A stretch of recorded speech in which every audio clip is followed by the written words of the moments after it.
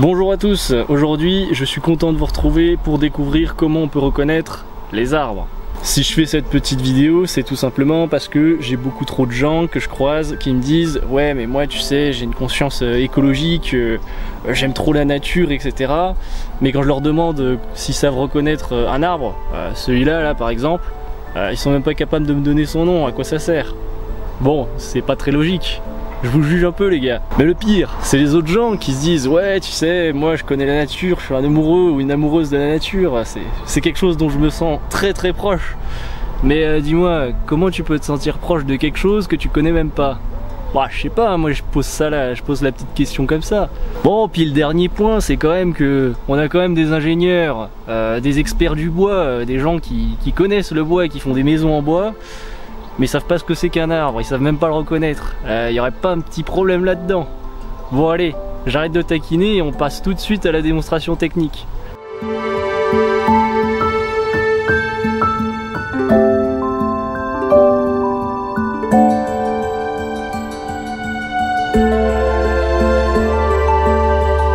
Alors pour commencer, on va parler d'un arbre qui est le roi de la forêt, qu'on appelle le chêne.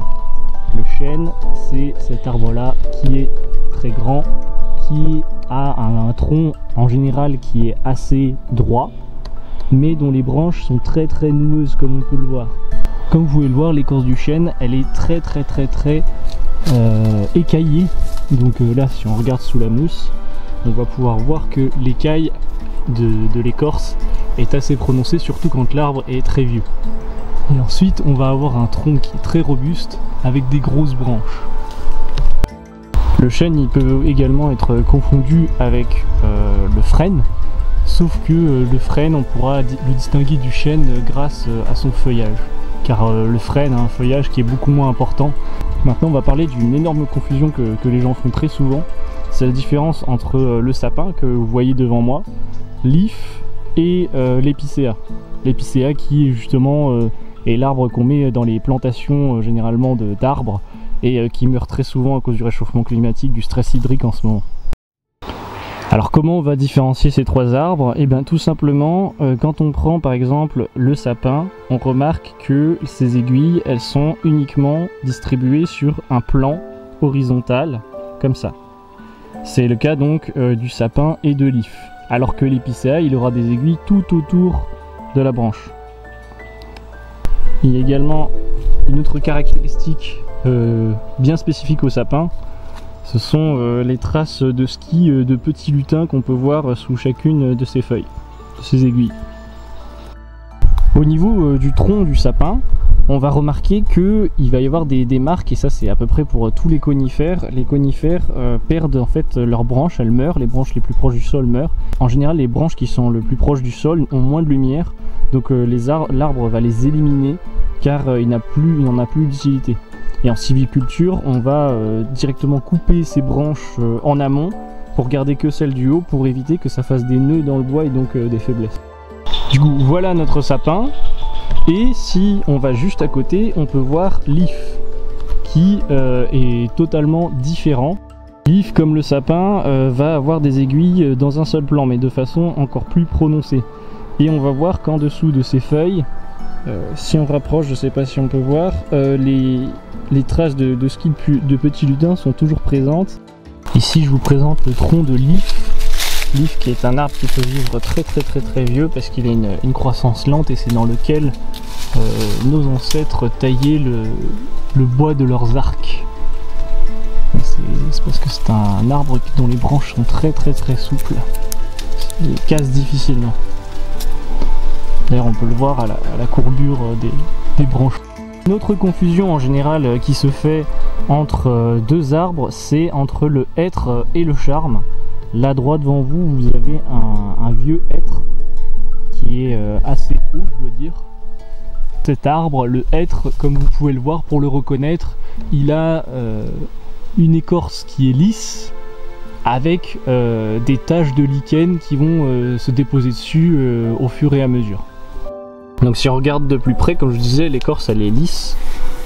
Sur la face nord, on va toujours avoir plus d'humidité, comme sur chaque arbre. Les anciennes branches qui ont été coupées, elles vont bien cicatriser, ça va être lisse.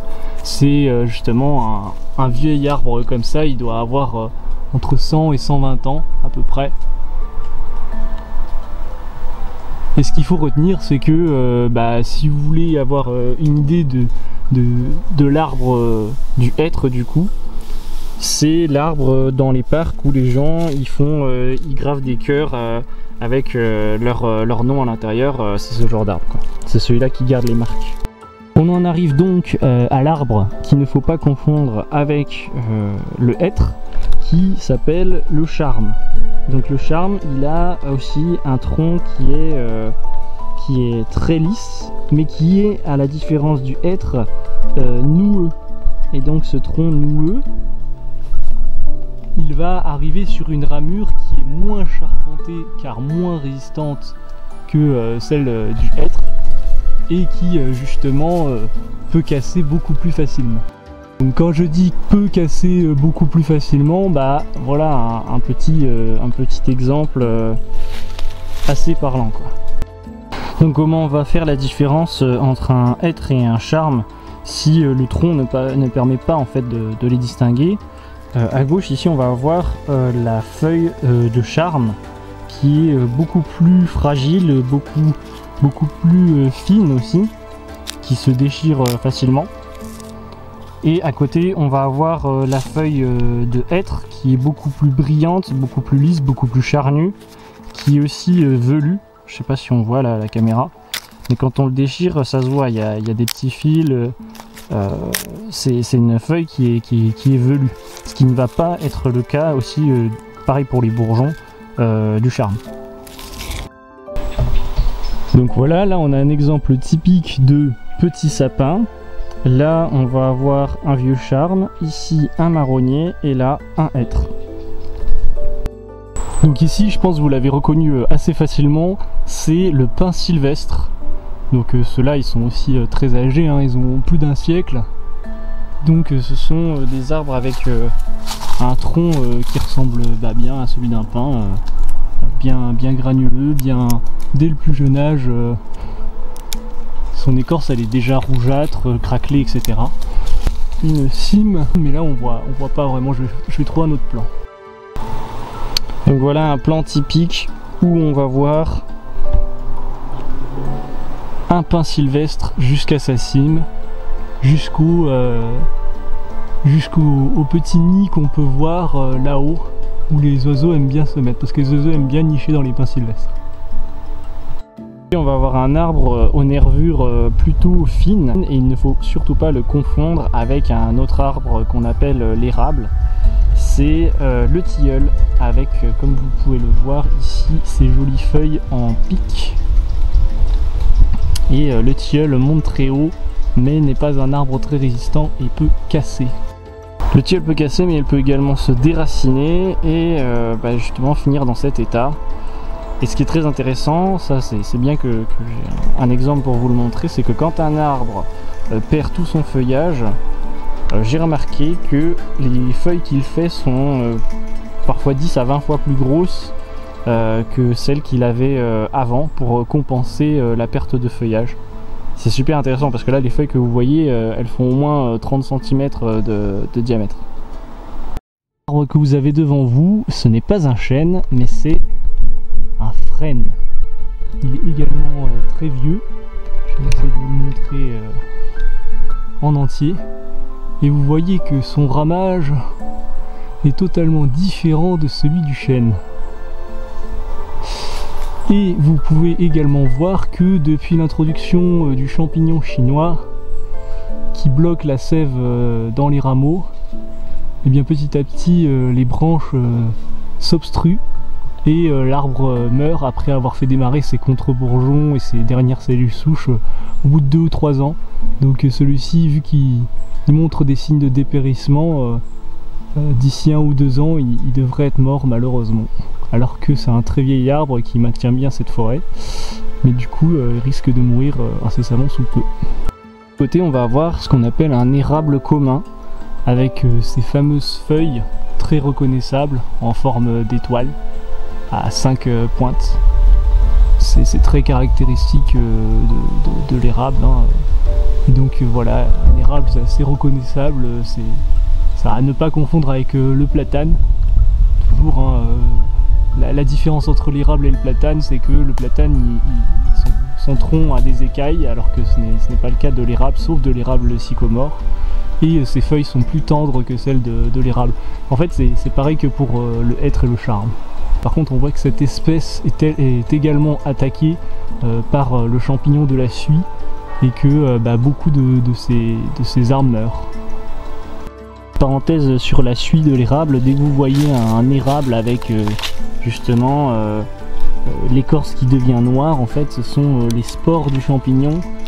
Le champignon s'est reproduit et envoie ses spores, et donc ce qu'on voit en noir là normalement c'est une poudre noire. Alors là c'est plus la saison donc il n'y en a plus, mais l'arbre du coup expulse des spores avant même de mourir par le champignon qui l'a infecté, et donc après il sèche sur pied et il décède. Ici encore un très vieil arbre, c'est un acacia faux robinier. Non je déconne, c'est un robinier faux acacia. Donc c'est pas un vrai acacia, ce qu'on appelle un robinier. Et son feuillage est très similaire à celui de l'acacia, c'est-à-dire des feuilles qui sont très éparpillées sur une longue tige. Là on se trouve au pied d'un robinier faux acacia. Vous pouvez voir le ramage de l'acacia qui ressemble à celui un peu du frêne. Mais c'est pas du tout pareil. Et là vous pouvez voir un tronc bien conséquent d'un très vieux robinier. Voilà à quoi ça ressemble à un robinier faux acacia. Je sais pas si on va pouvoir faire le point en haut. Voilà.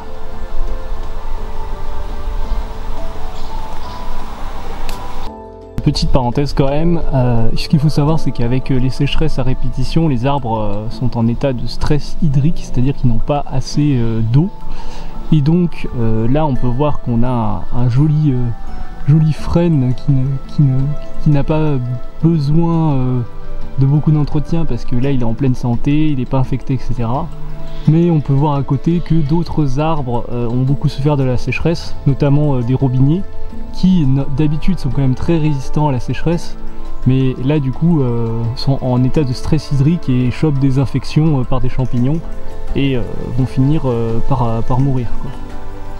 Et donc là on peut voir par exemple l'érable qui est juste devant nous qui est mort, ou encore le buis qui est devant nous qui en plus d'avoir été ravagé par la pyrale du buis qui a été introduite depuis la Chine en 2016, a fini par mourir totalement de soif, malheureusement, à cause de la sécheresse, quoi.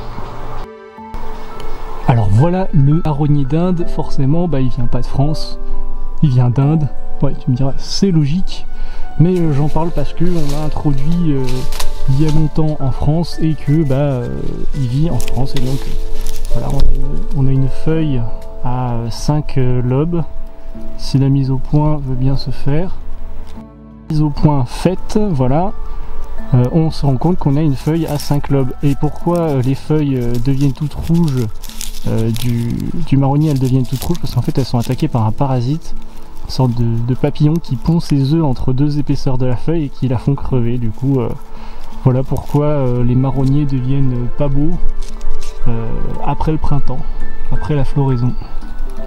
D'ailleurs le marronnier fait des fleurs en cône, c'est les marronniers, ces arbres qui font les grandes fleurs en cône blanc. Voilà, là ici on a une écorce typique d'un vieux marronnier avec une écorce qui se détache comme sur les platanes, mais qui est beaucoup plus sombre et qui va se différencier. Et donc cet arbre, le marronnier, c'est un arbre qui n'est pas résistant du tout et qui aura tendance souvent à avoir le tronc qui vrille quand il est vieux, et à faire quand même un très beau ramage. Mais attention, lors des coups de vent, il ne faut pas rester en dessous parce que ça casse très facilement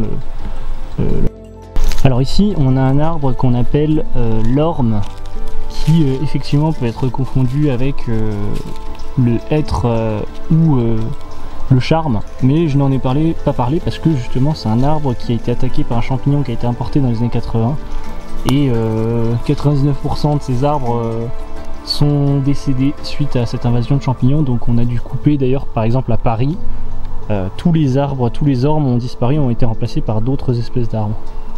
Et donc aujourd'hui on n'en trouve que sous forme rachitique. Dernière petite démonstration, le meilleur pour la fin, ceci est un érable sycomore dont l'écorce s'écaille également comme le platane et qui est donc endémique de France et des régions frontalières comme l'Allemagne par exemple, et qui petit à petit tend à disparaître. Alors là, pour que je vous prouve quand même que c'est un érable, et des petites feuilles qui dépassent juste là. Donc voilà, vous avez la preuve que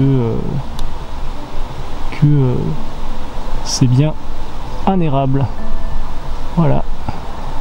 Alors encore un tronc de tilleul avec donc la jolie feuille de tilleul en pic comme au tarot, ou à la coinche, ou à la belette, ou comme vous voulez. Et donc la magnifique ramure de ces arbres est quand même très appréciée pour l'ombre que ces arbres peuvent prodiguer. Si un arbre exceptionnel par sa longévité, ça reste le tilleul, surtout quand il est entretenu. Il a été planté par beaucoup de rois de France, notamment en Bourgogne, lors de la conquête de la Bourgogne et de la Franche-Comté. Dans tous les villages, et donc dans tous les centres de village, vous pouvez voir des arbres qui ont été entretenus et trognés pendant des centaines d'années et qui aujourd'hui peuvent avoir entre 600 et 700 ans. Des arbres qui pourraient être plantés par François Ier, Henri IV, des choses comme ça.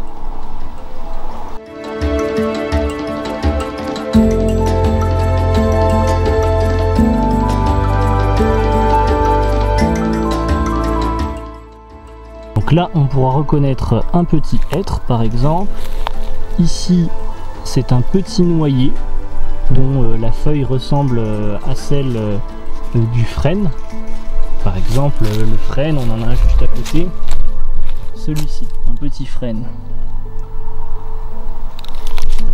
Et là donc on va avoir un érable juste là. Tenez, là par exemple on va avoir un petit chêne avec un petit acacia et une mauvaise herbe. Et là, ici on va avoir un petit... Ici j'ai trouvé un petit tilleul dont les feuilles sont en forme de pic. Saurez-vous différencier ces deux petits arbres? En fait, spoiler, ce sont tous les deux des érables, mais il y a un érable sycomore et un érable commun.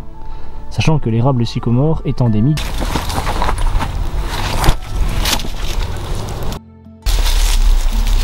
Voilà, j'espère que cette vidéo vous a appris tout ce dont vous aviez besoin de savoir, que vous pourrez briller en société en reconnaissant les arbres grâce à cette vidéo, qu'elle vous aura apporté un maximum de choses. Pour moi, c'est aussi ce principe, je fais une petite parenthèse, ce principe, ce fait qu'aujourd'hui, beaucoup d'entre nous grandissent hors sol, dans des villes, dans du béton, sans avoir jamais vraiment vu la nature, juste vu la nature par les livres, par Instagram, par internet, mais pas vécu dans la nature. Ils n'ont jamais fait de bivouac, ils n'ont jamais monté une tente, jamais eu l'obligation de vivre et de survivre à partir des choses qu'il y avait dans la nature et de comprendre en fait les interactions qu'on avait avec l'ensemble du monde vivant, parce qu'aujourd'hui dès que on va détruire des espèces quelque part, une partie de la biosphère, vu que c'est la biosphère qui contribue à nos conditions de vie, c'est nos conditions de vie qu'on flingue. Donc voilà, il y a quelque chose à remettre au centre. Si vous voulez, je vous ferai une petite vidéo sur la biosphère avec la théorie Gaïa.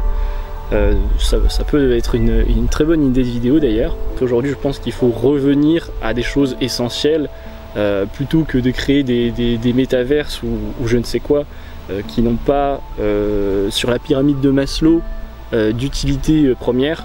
Il faut bien revenir à quelque chose d'essentiel, c'est-à-dire connaître le monde réel. Et revenir peut-être à un mode de vie plus traditionnel qui permette à la fois de réduire les émissions de CO2 mais aussi de revenir à quelque chose de plus essentiel de nos vies. Et je pense que les gens seront moins dépressifs parce qu'ils vivront en accord en fait avec le vécu de l'ensemble de leurs ancêtres qui s'exprime à travers leurs gènes. Voilà, c'est aussi simple que ça. Sur cette petite réflexion, je vous laisse.